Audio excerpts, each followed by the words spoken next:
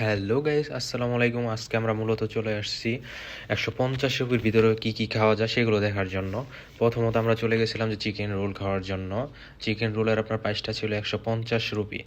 150 রুপির তুলনায় চিকেন রোলটা খুবই ভালো ছিল। আপনার যে পরিমাণ কোয়ান্টিটি দরকার সেই পরিমাণে দিয়ে হয়ে থাকে।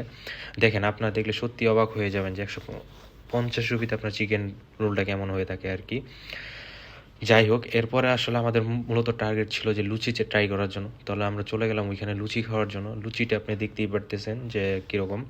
লুচিটা হচ্ছে আপনার 50 রুপিতে মাত্র 3 পিস পাবেন, সাথে 2টা ডিম দিয়ে থাকে।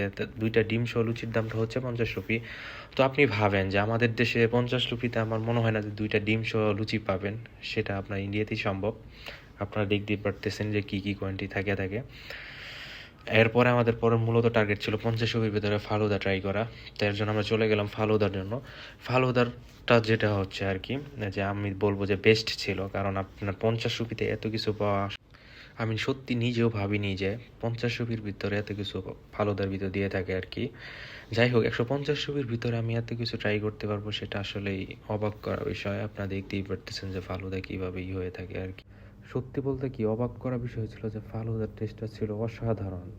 যে 50 রুপির তুলনায় ইউ আর বেস্ট কোয়ালিটি সম্পূর্ণ একটি ফালুদা। কখনো যদি সুযোগ হয় তাহলে আপনারা ট্রাই করে দেখবেন যে আমি সত্যি বললাম কি না। লাস্টে আপনারা দেখতে পারতেছেন এটা হচ্ছে সর্বশেষ কোয়ালিটি ফালুদার, যেটা 50 রুপিতে আমরা নিয়েছিলাম। Just awesome. সবাই প্লিজ পাশে থাকবেন, সাবস্ক্রাইব করবেন। ধন্যবাদ।